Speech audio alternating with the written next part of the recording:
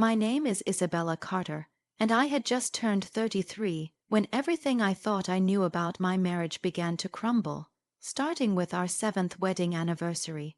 For most people, anniversaries are about celebration, milestones, reflection, but for me, it became the first domino in a cascade of betrayals.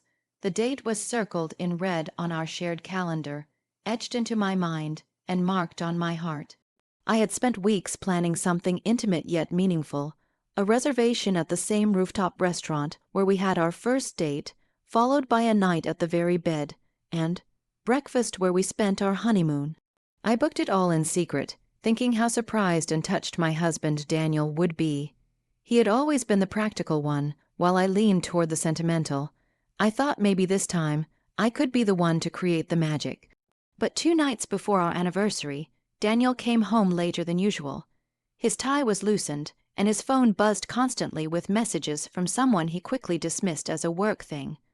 I asked if he remembered what this weekend was. He paused, blinked, then sighed. Actually, Bella, I meant to tell you, I can't make it this weekend. There's a last-minute business trip to Chicago. It's important. My heart stuttered. Our anniversary. He barely met my eyes. I know, I'm sorry, but this deal could be huge for us, for our future. For our future, that phrase had become his excuse for everything. Missed dinners, forgotten birthdays, the increasing distance between us. I stood there, frozen, as he turned away and started replying to whoever had messaged him again. I told myself not to read too much into it, but that night, as I lay alone in our bed, I felt it. Something in our marriage had shifted, and not in a way I could ignore anymore. The next morning, curiosity got the better of me. Daniel had left early for work. I hesitated, but then I opened his laptop. I told myself I wasn't being invasive. I was protecting myself, and there it was. Not a flight to Chicago, no hotel bookings for business. Instead, an open-air reservation in Napa Valley, booked for 2 guests. I couldn't breathe. Not only had he lied, he was taking someone else, some other woman, to celebrate the weekend that should have belonged to us. And the name on the reservation, a woman I didn't know, but one who had liked almost every recent photo of Daniel on his private Instagram account. His work colleague, that work thing. My hands trembled. I closed the laptop and sat down in silence, staring out the window as morning traffic buzzed in the distance. It wasn't just betrayal. It was deliberate, calculated, and I didn't cry, not then. Something inside me hardened instead. That day I didn't fall apart. I made a plan. I decided if he wanted to spend our anniversary with someone else, I would spend it too. With someone who had never abandoned me, myself, and I'd do it in a way that would shake him to the core. But before I get into what happened next, let me ask you something. Have you ever been pushed so far that you stopped caring about what people thought and finally started living on your own terms? Because what I did next wasn't out of revenge. It was a revelation, and it changed everything. Tell me in the comments, have you ever been underestimated by someone you loved? And don't forget to subscribe and like the video if you've ever turned heartbreak into power. Now let me tell you how I made sure Daniel never forgot this anniversary again. I didn't scream. I didn't smash his laptop. I didn't even confront him, not right away. I had learned over the years that reacting in the moment only gave him more room to twist the story, paint me as emotional or too sensitive. So I waited, I watched, and I planned. In the silence of our apartment, I became someone else entirely. The woman who once cried when Daniel forgot her birthday had now gone cold. I wasn't just hurt. I was humiliated. 7 years of marriage, 7 years of building a home, standing by him during sleepless startup nights, and putting my own dreams on hold to support his ambitions. And now, he had booked a wine country getaway with a woman named Julian, while lying to my face about a business trip to Chicago. As I sat with my morning coffee, watching the Airbnb confirmation email on his laptop screen, I realized something else. Daniel had gotten too comfortable. He thought I'd never leave, never speak up, never act. I had become furniture in his life, always present, always functional, and entirely taken for granted. That's when I opened a new tab. I typed the name of the resort he had reserved. I called the concierge pretending to be Julian, asking about upgrades and special anniversary packages. I learned everything: exact check-in times, the specific wine tours they booked, even the suite with the vineyard view. I took notes. I wasn't sure yet what I would do with the information, but I knew I wasn't going to sit at home while they toasted each other under candlelight. Later that day, I pulled out the envelope I had been keeping for years, the one with my own dreams tucked inside. My savings account details. I had been working remotely as a freelance interior designer for luxury clients, and while I never made headlines, I had built up more than enough over the years to quietly afford my own version of freedom. I had always told Daniel I only contributed here and there, but truthfully, I had been building my safety net, and thank God I had. By Thursday, 2 days before our anniversary weekend, I had everything arranged. I booked a suite at a boutique hotel just 20 minutes from his wine resort, but I didn't stop there. I contacted one of my clients, an upscale event planner in Napa, and asked for a favor she owed me. I helped renovate her entire design studio last fall, and she was more than happy to help me pull off a private garden dinner experience with a violinist, sommelier, and a photographer. The catch: I needed it Saturday evening, the exact time Daniel would be wining and dining Julian. My client chuckled on the phone. Sounds like someone's planning a scene. Something like that, I said, my voice steady. By Friday, I had packed my things. Daniel kissed my forehead on his way out that morning like he hadn't just lied to me all week. "I'll call you when I land," he said, grabbing his overnight bag. "Wish I didn't have to miss the weekend, Bella. You know how it is." I smiled, good luck with the deal. He didn't even notice the coldness in my tone. He was already out the door. I waited until I heard the elevator ding. Then I opened the closet and pulled out my own bags. Designer pieces he didn't even realize I had bought with my own money. I caught a glimpse of myself in the mirror. Red lipstick, black blouse, calm eyes. I barely recognized the woman staring back. She looked like someone who was finally done playing along. The drive up to Napa was long but quiet. I didn't cry. I played music. I rolled down the windows and let the sun kiss my skin. And by the time I reached the hotel, I had let go of the woman who waited by the phone for anniversary wishes. Saturday came fast. I spent the morning getting ready. Soft curls, emerald dress, heels that made me feel powerful. I wasn't dressing for revenge. I was dressing to remind myself who I was before I became Daniel's wife. The dinner was scheduled for 6 p.m. At 5:30, the photographer arrived early for pre-event shots. I stood in the candle-lit garden, surrounded by twinkling lights and the scent of roses. It looked like a scene out of a romance film, but this wasn't fiction. This was my reclamation. And then I made the call. I knew exactly where they were, based on the itinerary I had read off Daniel's phone a few days ago. I called the restaurant where they were having dinner and left a message for Daniel. Isabella Carter called. I said sweetly, "She left her wallet in your car." I hung up before questions could be asked. Not 5 minutes later, my phone rang. "Daniel." I didn't answer. Instead, I handed the phone to the photographer and smiled. "Start shooting." Daniel called again and again. Then texts poured in. "Bella, where are you? Why are you in Napa? How do you know where I am?" I took a champagne flute from the waiter and let the violinist begin. I stood beneath fairy lights and raised my glass to the empty seat across from me.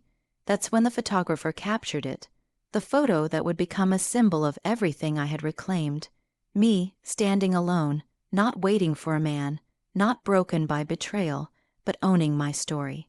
Later that evening, I posted a single photo to my private Instagram with the caption, "Sometimes we toast alone to remember who we were before someone taught us to shrink." It didn't take long before the post spread. Friends commented, family noticed, and Daniel, well, he finally stopped calling. I spent the night drinking the best wine I'd ever tasted, dancing under the moonlight with strangers who cheered me on, and laughing until my cheeks hurt. For the first time in months, I wasn't thinking about how to fix my marriage. I was thinking about how to fix myself. The next morning, I checked out early. As I drove back to the city, I stopped at a small diner on the way home.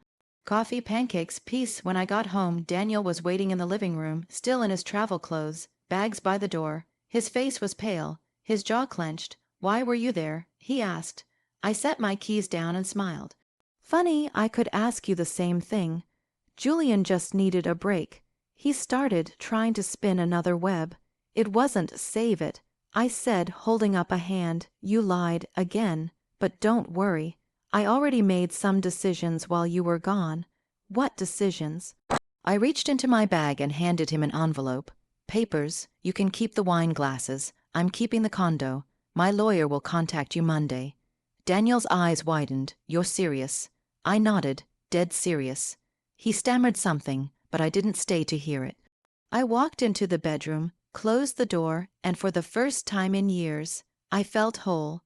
By Monday morning, the air in the apartment had changed. The usual sound of Daniel's footsteps as he rushed to get ready for work didn't echo across the floor. There was no scent of his aftershave lingering in the bathroom. Instead, silence sat thick in the room, almost grateful silence. I had slept better than I had in months, curled up alone on the bed, free of expectations of pretending, of being someone smaller than who I really was. When I emerged into the living room, the envelope I had handed Daniel was still on the table, untouched, like a ticking time bomb he was too afraid to open. I walked past it, unbothered, let it sit there. Let the reality of consequence marinate. The emails had already started pouring in. My private Instagram post had done more than I intended. What was supposed to be a quiet symbol of reclaiming my identity had become a quiet revolution among my followers. Designers, women in tech, even strangers messaged me. "Thank you for saying what we've all felt. You reminded me that I'm allowed to choose myself." I didn't know it yet, but that single moment under the fairy lights had started something far bigger than I expected. By noon, I met with Claire, my business mentor and close friend who had watched my design career bloom quietly in the background of my marriage. We met at a rooftop cafe overlooking the city skyline. Claire raised a brow as I told her everything, from the fake business trip to the vineyard dinner and the staged photo shoot. "You're sitting on a gold mine," she said, sipping her espresso. "What you did wasn't just a personal stand, it was a brand moment." I tilted my head. "What do you mean? You've been designing for luxury homes behind the scenes for years, Bella, but this was visual storytelling. It had aesthetic, emotion, elegance, and courage. This is what women resonate with. You're more than an interior designer. You're a brand, a voice." I blinked, processing her words. Claire had always believed in me, even when I barely believed in myself. But something about hearing her call it a brand moment sparked a new fire inside me. Maybe the past week wasn't just about Daniel's betrayal. It was about a turning point I hadn't seen coming. Claire leaned forward. "I have a friend who's curating a new women-focused design magazine. She's looking for bold stories from women who built something while burning through old lives. Would you want to write something?" And my instinct was to say no. I wasn't a writer. I wasn't some grand symbol of empowerment. I was just a woman who caught her husband cheating and chose not to fall apart. But another part of me, deeper and stronger, whispered, "Why not?" "I'll think about it," I said, but deep down, I already knew I would say yes. When I returned to the apartment that afternoon, Daniel was still there. The bags were gone, but he hadn't left. He was sitting on the couch with the divorce papers opened in front of him. His face was worn, lips tight. He looked like a man who'd finally realized the damage was real. "I didn't sign them yet," he said without looking up. I figured. "Because I wanted to talk first." "About what?"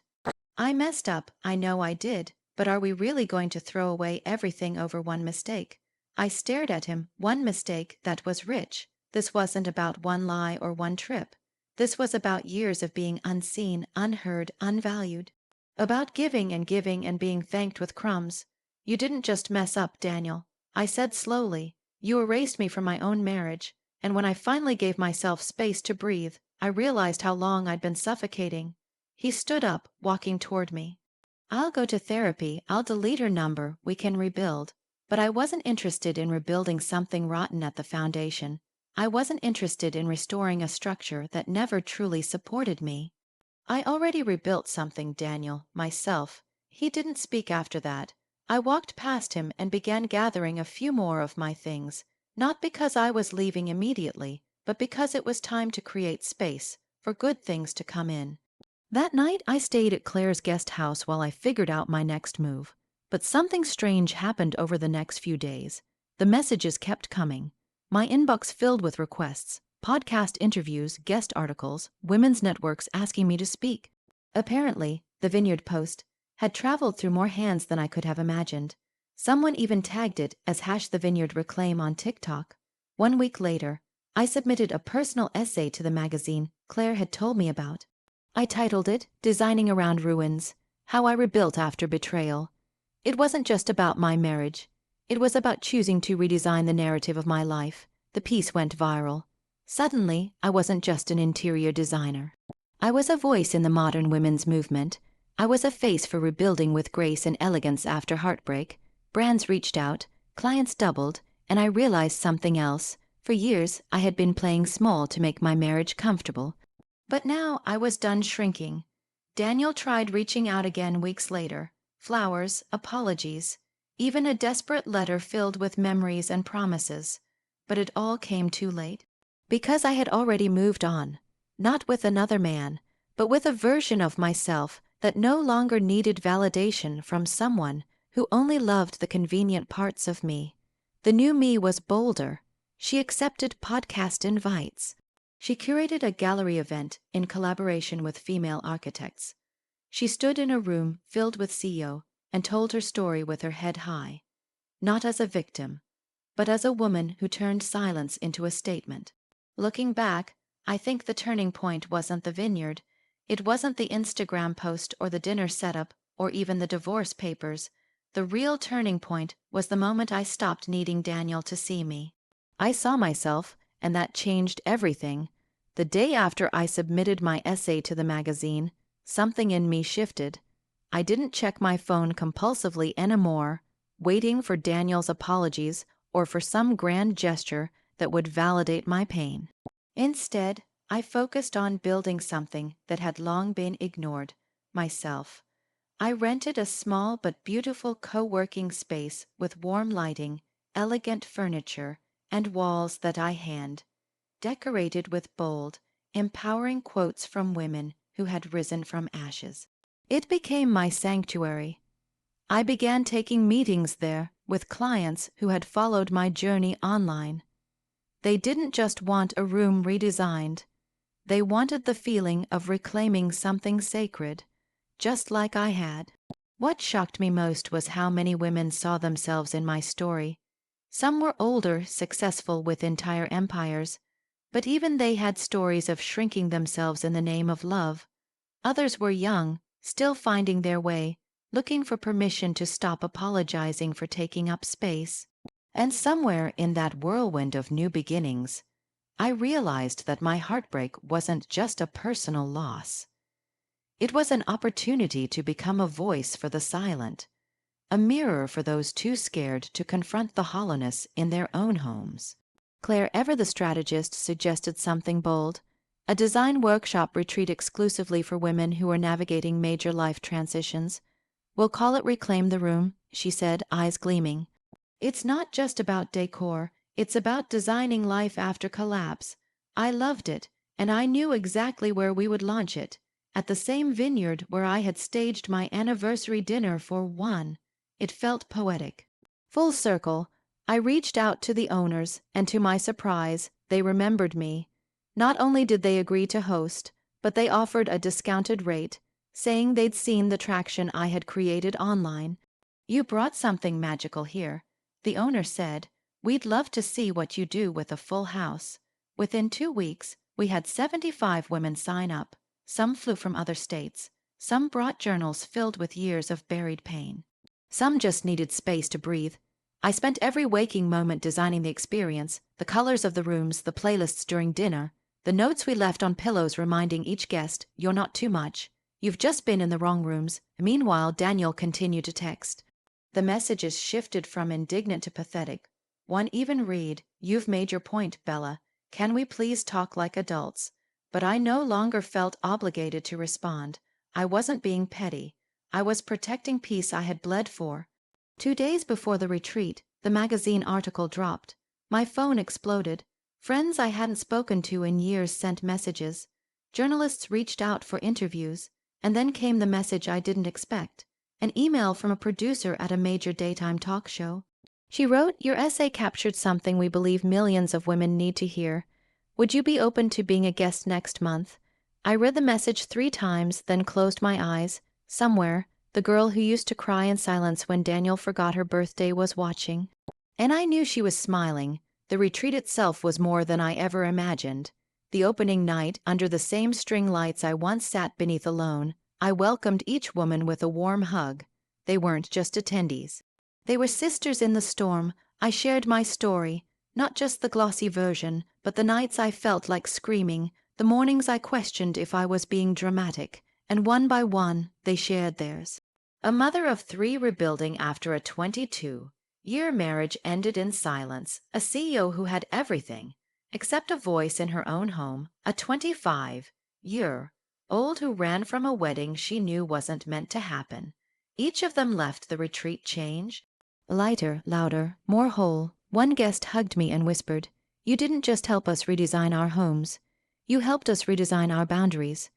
When I returned to the city, I found a letter slipped under the door of my apartment. Daniel had been by while I was gone.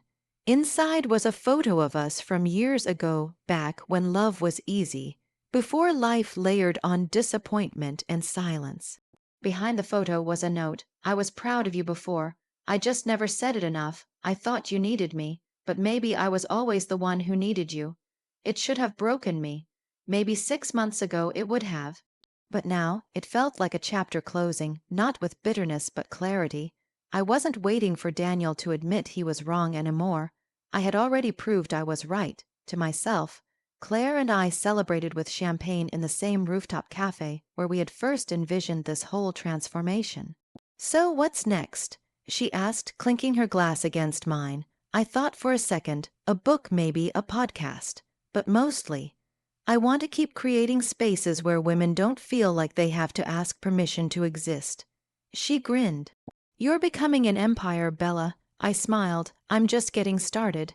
And that night, as I walked home alone through streets I once wandered with doubt, I felt something I hadn't in years. Not validation, not vindication, but victory.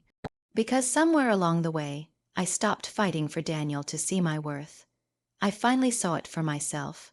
The morning after the retreat concluded, I stood at the window of my apartment and looked out at the city skyline, not with longing or uncertainty, but with a rare sense of arrival.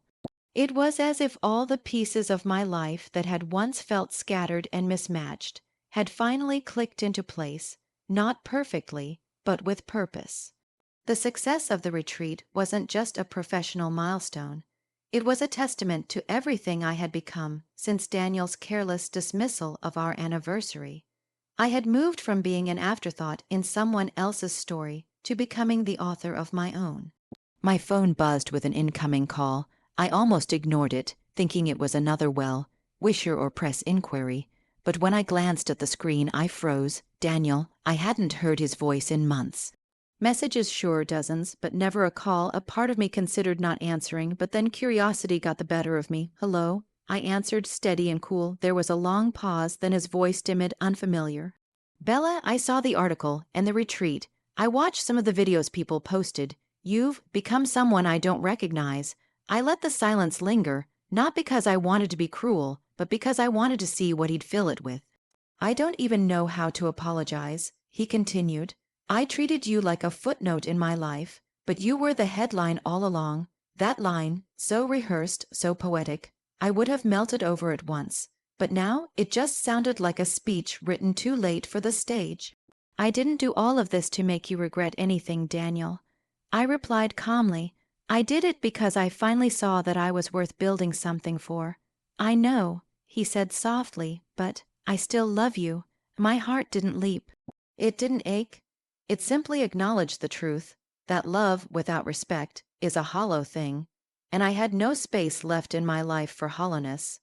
That same week, I received an invitation to an exclusive women's entrepreneur summit in Milan. The organizers wanted me to deliver a keynote about redefining identity through personal spaces. It felt surreal. Just months ago, I was crying over an untouched anniversary cake. Now I was preparing to speak on an international stage. Claire helped me prepare, tirelessly reviewing slides and practicing cues. "This is your moment," she said, tears glistening in her eyes. "I always knew you were meant for more than broken promises and dimmed potential." As the summit approached, something unexpected happened. Daniel posted a public apology on his social media, a long emotional caption beneath a photo of us from better times. In it, he confessed to prioritizing his ego, to downplaying my talent, to letting pride rot what could have been a partnership. The post went viral. People began tagging me, some praising his honesty, others accusing him of trying to ride the coattails of my success. I didn't respond. I had no need to. My life spoke louder than any rebuttal ever could. In Milan, the summit venue was breathtaking. Glass ceilings, marble floors, and a backdrop of history and elegance that felt perfectly suited for reinvention. When I walked onto the stage, hundreds of women stared back at me with anticipation, admiration, and something else, hope. I began with my story, not just the obvious parts, but the cracks in between. The nights I questioned if I'd ever be more than someone's shadow. The mornings I forced myself out of bed because staying hidden felt like a betrayal to the woman I hadn't yet met inside me. I used to decorate rooms to hide how small I felt. I told them, now I design spaces to remind women how big they're allowed to be. The applause was thunderous, but it wasn't just validation, it was communion. A collective moment of release for me and for them.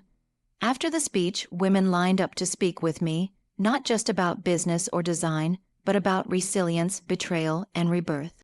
One woman, around my mother's age, whispered, "You just gave me permission to leave a 30-year marriage where I've never been seen." That hit me like a wave. This wasn't about me anymore. It never had been. This was about giving voice to the voiceless, platform to the silenced, and grace to those still clawing their way out of the dark. When I returned home, the first thing I did was walk into the old storage closet of our apartment, the one Daniel never bothered to notice. I had turned it into a small vision studio while he was busy dismissing my potential. Inside, I placed the framed cover of the magazine issue I had been featured in, along with a photo from Milan me on stage, hands outstretched, eyes lit from within. I didn't feel victorious over Daniel. I felt whole without him. But the real climax wasn't the fame or the trips or even the summit. It was a quiet moment 1 week later at a bookstore event I was invited to host. As I shared my journey with the audience, a young girl in the back stood up and asked, "What if the person holding you back is the one you love the most?" The room fell silent. Everyone turned to me, waiting. I looked at the girl, maybe 22, trembling, and I said, "Then loving yourself will be the hardest, bravest thing you ever do, and also the most important." After the event, she hugged me and cried, and in her tears, I saw the ghost of who I once was. But now that ghost had company, a future version of herself waiting to be claimed. Later that night, Claire surprised me with a package. Inside was a notebook, bound in soft leather, with my initials etched on the cover. On the first page, she had written, "For the next chapter, write it without fear. You've earned every word." I closed the book and held it against my chest. Yes, I had. The weeks after the Milan summit blurred into a wave of invitations, interviews, and glowing press articles. Bella's name, once hidden behind floral arrangements and forgotten anniversary dinners, was now being whispered in corridors of influence.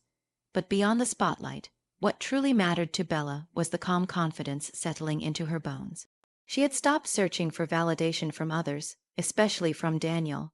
Her power came from within now. One Thursday evening, as rain painted streaks on her apartment window, Bella received a formal letter from a prominent lifestyle magazine. They wanted to feature her on the cover of their spring edition under the headline, "The Woman Who Redesigned Her Life." She chuckled at the irony. They had no idea just how literally true that statement was. That weekend, Claire brought over a bottle of rose and the two women sat cross-legged on the rug, flipping through photos for the feature. Among them was a candid shot of Bella during her speech in Milan, laughing mid-sentence, her hands mid-air like she was sculpting her future from pure energy. "You've never looked more like yourself," Claire said softly, "like you're not apologizing anymore." Bella felt that truth sink into her. There had been a time when her entire existence was framed by how she could accommodate others. She planned her dreams around Daniel's schedule, bit her tongue to avoid tension, and let herself shrink to keep peace. But the woman in the photo, she expanded unapologetically. One afternoon, while touring a potential venue for her next retreat, a converted vineyard on the outskirts of Tuscany, her phone rang again. Daniel. She stared at the name for a long moment, thumb hovering over the green icon. This time she picked up. "Bella," he began, his voice stiff with uncertainty. "I saw the magazine spread. Congratulations, really. Thank you," she replied curtly, walking slowly between the vineyard's arching vines. The air smelled of early spring and wet soil. New beginnings. "I'm calling because I'm being honest here. I miss you. I know I have no right to ask for anything, not after everything I did. But watching your success, the way people look at you now, it made me realize I never really saw you, and I'm sorry." Bella paused, letting the silence breathe between them. "You didn't just fail to see me, Daniel. You tried to erase me." "I know," he whispered. "And now that I'm visible to the world, now you see me." He said nothing. "I didn't do this to be seen by you. I did this to finally see myself," he sighed. "I wish I could have a chance to make it right." Bella looked out at the rolling hills of Tuscany, golden in the afternoon sun. "It's not about chances anymore. It's about chapters, and yours doesn't exist in my next one." That conversation, though brief, was the final door that closed, and the closure wasn't bitter, it was necessary. Because she wasn't writing this story to prove anything, she was simply living it. 2 months later, Bella launched her interior design line, a home collection inspired by places where she had felt most empowered: Milan, Tuscany, even her tiny home office where it all began. Each piece came with a quote embossed underneath, drawn from her speeches. The one engraved under her best-selling Ottoman read, "Make space for who you're becoming." Reviews flooded in. The collection sold out in 2 days. She had designed something more than furniture. She had crafted statements. As the success spiraled, a gala invitation arrived. An exclusive event celebrating women in business. Claire was one of the honorees. Bella beamed with pride, instantly RSVPing yes. But what she didn't expect was to find Daniel there too, lingering near the bar when she entered the ballroom. She spotted him before he saw her, same suit and charm persona, but his expression now carried shadows. When their eyes met, he gave a hesitant smile and lifted his glass. She didn't return it. The evening moved swiftly, filled with speeches, laughter, and impromptu networking. Claire's moment on stage was brilliant, but what followed stole the night. The host cleared her throat and said, "Our next guest wasn't originally on tonight's program, but due to overwhelming requests from our advisory board, she will be closing this evening with a few words. Please welcome Bella Hart." The applause thundered. Bella, stunned but composed, made her way to the microphone. She hadn't prepared anything, but the truth was always ready on her tongue now. "I'm deeply honored," she began. "But I want to tell you something I never thought I'd say in a room like this. Success isn't the applause. It isn't the cover features or the business cards. It's waking up and realizing you don't need to prove your worth to anyone who couldn't see it." She let that land. "There was a time when I watered myself down to be digestible, when I planned anniversary dinners that were always canceled, when my ideas were called hobbies, when my voice was something to be tolerated, not heard. But now I live loudly, and I want you to know you can too." She stepped back. The crowd rose to their feet. Daniel sat in the back, still, his expression unreadable. But Bella didn't care. Her eyes weren't searching for his anymore. That night, as she got home, she stood in front of the mirror. Not to adjust her dress or critique her makeup, but simply to look. She saw a woman who had walked through disappointment, betrayal, silence, and emerged not bitter but better, not shattered but shining. Claire sent her a voice note that evening. "You didn't just reclaim your life, Bella. You built a whole new one, and this time it fits you perfectly." Bella smiled, voice thick with emotion as she whispered to herself, "And I'll never shrink again." The next morning, a package arrived. No sender information. Inside, tucked in rich velvet, was a simple gold plaque that read, "To the woman who made silence echo with strength." There was no note, but she didn't need one. She knew exactly who she had become. And more importantly, she knew she'd never forget it again. Bella's life had turned from background noise to a soaring melody, and the shift wasn't just external. Internally, she had evolved from someone who questioned every instinct to someone who trusted her vision with confidence. After the gala, after the standing ovation, after Daniel's stunned silence, she no longer needed validation from anyone. Not from the man who once dismissed her, not even from the industry that once overlooked her. She had found something deeper, a rooted sense of self-worth. In the days following the event, Bella stayed busy but calm. Her studio space had expanded into a full-blown design house with 4 employees.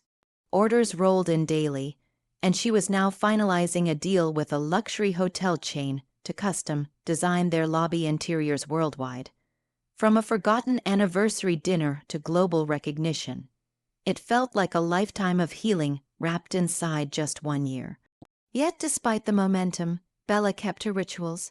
Every morning began with tea in her sunroom, and every evening ended with a journal entry, not a diary of complaints, but of intentions. She wrote down how she wanted to feel, not what she hoped others would do for her. That single shift, living from her own desires instead of their expectations, was her true revolution. One Friday morning, while she was finalizing textures for a minimalist coastal project, Claire walked in holding her phone. "You're not going to believe this," she said, eyes wide with disbelief. Bella raised an eyebrow. "That's how horror movies start." Claire grinned, then turned the screen toward her. It was an email, subject line, "Proposal from the Lux Awards team." Inside was an invitation for Bella to be the keynote speaker at one of the most prestigious luxury design conferences in Europe. Bella blinked. "Wait, this can't be real." "Oh, it's real," Claire said, her smile growing. "They said your work represents a narrative of resilience and elegance. Apparently, you've become a symbol for women rebuilding their identities through creation." The conference was set for 3 months later in Vienna, and the team offered to fly her out, book her suite, and provide a platform to showcase her most celebrated pieces. More than exposure, it was an honor rooted in who she had become. As she stood in front of the mirror later that evening, rehearsing for her acceptance video, Bella thought back to the anniversary Daniel canceled, the night he had the audacity to say, "It's not a big deal." Oh, how wrong he was.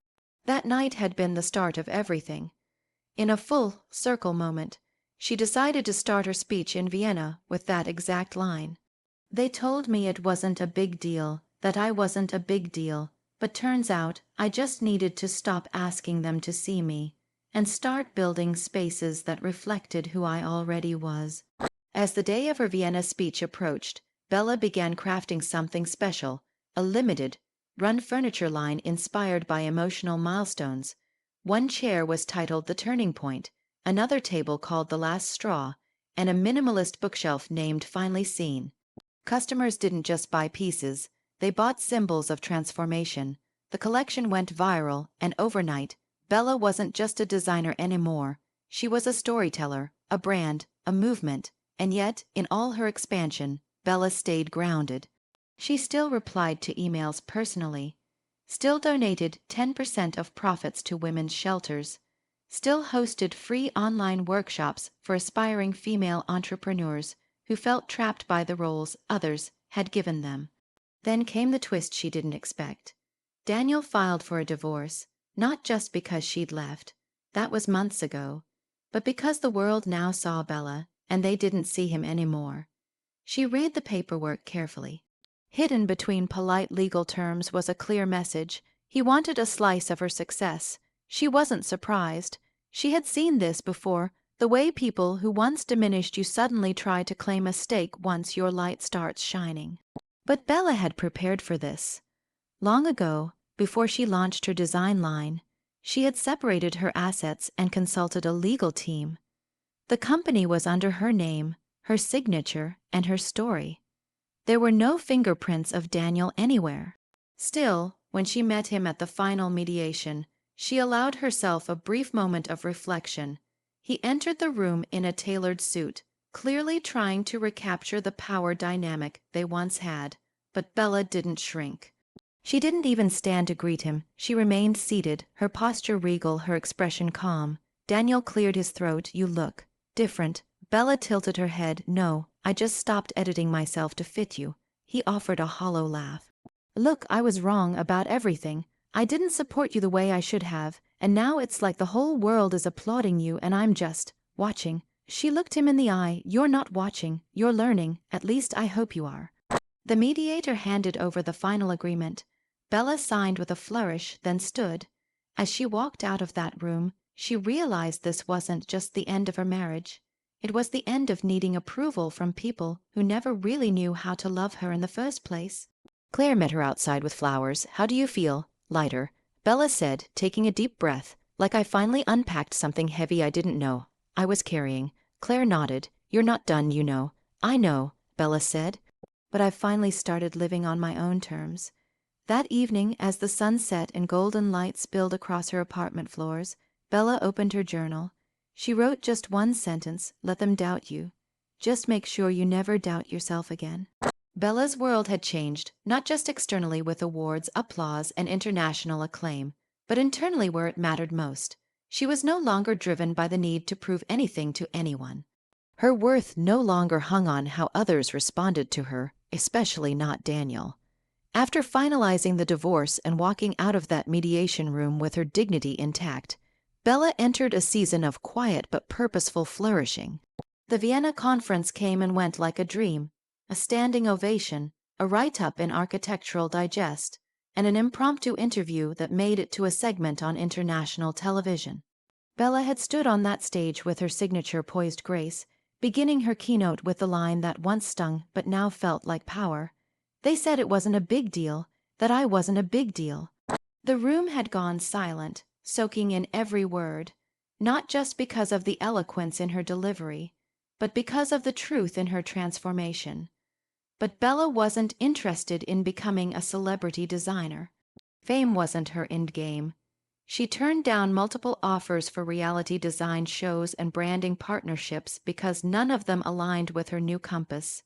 She wasn't designing for mass appeal, she was designing for impact.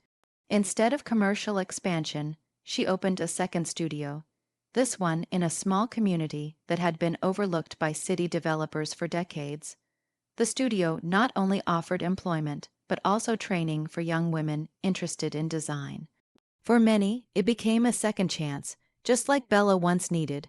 One afternoon, as she walked through the workspace, inspecting the prototype of her upcoming line titled Sanctuary, one of the interns, a soft-spoken girl named Leela, approached her. "Ms. Bella," she said shyly, "I just wanted to thank you. Before this program, I never believed I had a future outside of my circumstances. You made me think I could build something beautiful too." Bella smiled, resting a hand on Leela's shoulder. "You already are, Leela. You just needed a space where you could be seen." That was the legacy she wanted. Not viral quotes or glamorous interviews, but these quiet, transformative moments that rippled outward. Around this time, an unexpected envelope arrived. It was from Daniel. Inside was a simple card. No flowers, no gifts, just his handwriting and a message. "I finally saw your Vienna speech. You were right all along. I didn't know what I had until it wasn't mine anymore. I hope you're happy. You deserve everything." Bella stared at the card for a while. Not out of longing, but out of gratitude that this message no longer had power over her emotions. She placed the card in a drawer without replying. It wasn't anger that stopped her. It was peace. There was nothing left to say. Some chapters don't end with punctuation marks, but with a quiet turning of the page. In the weeks that followed, Bella finalized her largest design contract to date, a full reimagination of the National Arts Museum's West Wing. Her goal wasn't just to fill the space with beauty but with stories. She reached out to female artisans, survivors of domestic abuse, refugees who had once designed textiles in war zones, and aging women whose artistry had long gone unseen. She built an exhibit that honored womanhood through the lens of rebirth. Each piece had a plaque not with a title, but with the artist's personal turning point. The exhibit was called Unfolding. It became an overnight sensation. People wept in the gallery, letters poured in from strangers across the world. In one such letter, a middle-aged woman from Istanbul wrote, "I walked into your gallery thinking I had nothing left. I walked out feeling like maybe, just maybe, there was something still waiting for me to create." Bella kept that letter framed on her desk. One evening, after the exhibit had launched and the buzz had turned into steady admiration, Claire invited Bella to a small celebration dinner. Not a gala, she insisted, just us and the people who have been part of the climb. The dinner was held in a private rooftop garden, softly lit with string lights, where laughter echoed between wine glasses and handmade ceramic plates. The entire team toasted to resilience, to risk, to the beauty of not quitting. And when Bella stood up to give a speech, she didn't talk about the betrayal, or the cancelled anniversary, or even the long nights alone in her studio. She said simply, "I used to think being seen meant being validated. Now I realize being seen starts from the inside. I built this because I finally saw myself." Applause erupted, but Bella sat down smiling quietly. It wasn't the applause she wanted. It was the truth of her words that mattered most. Just as dessert was being served, Claire leaned over and said, "You know, this would be a perfect moment to make an announcement." Bella raised an eyebrow. "What announcement?" Claire grinned. "That you're opening your third studio in Paris next spring." Bella laughed. "Oh, that. You've been holding that in, haven't you?" "Maybe," Bella said, sipping her tea. Some things are just sweeter when they bloom without noise. And indeed, the Paris studio became a blend of art, architecture, and mentorship. A building of light and curved lines, meant to evoke both softness and strength. Just like her journey, a year after Daniel had canceled their anniversary and everything unraveled, Bella stood on a balcony in Paris, overseeing a photo shoot of her latest line, when her phone buzzed. It was a message from a journalist she deeply respected. "Your story's impact has gone beyond design. We're featuring you in our Women Who Rebuilt Themselves issue. You're the cover." Bella smiled, turning the phone face down and gazing at the skyline. She didn't need the world to validate her anymore, but knowing that her journey could light someone else's path, that mattered. She closed her eyes and let the wind move through her hair. This wasn't revenge. This wasn't a comeback. This was resurrection, not of who she was before, but of someone entirely new. Someone who refused to be erased even when love forgot her. Someone who now held the pen to her own story. There's something powerful about standing on the other side of heartbreak, not just surviving it, but being entirely transformed because of it. Bella's journey began in the shadows of neglect, under the weight of someone else's diminishing love, and the world's assumptions about who she was meant to be. But in the end, the very dismissal that once threatened to undo her became the catalyst for her rebirth. The lesson wasn't just about walking away from someone who failed to value her. It was about walking toward herself. In the beginning, Bella equated love with loyalty, sacrifice, and silence. She thought that enduring disappointment was the price of commitment. She believed that patience would eventually turn neglect into appreciation. But what she came to understand, through canceled anniversaries, condescending glances, and emotional distance, is that love without respect is just manipulation in pretty packaging. And marriage without mutual celebration is nothing more than a slow erosion of spirit. When Daniel canceled that anniversary, Bella could have cried, begged, or tried to fix what was clearly fractured. But instead, she paused, took a breath, and chose herself. That moment, seemingly so small, a single dinner alone, became the thread that unraveled years of dimming her own light. Her decision to go forward with her Paris presentation wasn't just a professional commitment. It was a declaration of independence. The moral of Bella's story isn't about revenge or success. It's about realignment. When she stopped shrinking to fit into Daniel's version of partnership, she expanded into the woman she was always meant to be. And in doing so, she discovered that fulfillment doesn't come from applause or recognition. It comes from doing the thing you were called to do, even if no one's watching at first. Bella's story reminds us that no one gets to write your ending but you. Not the partner who stopped trying, not the friend who disappeared when things got hard, not the world that tells you to stay quiet and small. You are the author of your own resurrection. She didn't fight back with cruelty. She didn't respond to betrayal with bitterness. Instead, she responded with clarity, with grace, and with purpose. She let her work speak louder than any confrontation ever could. That is the ultimate power, not proving people wrong, but becoming so whole that their approval no longer defines you. When Bella opened studios, gave speeches, and helped other women find their voice, she wasn't seeking attention. She was building legacy.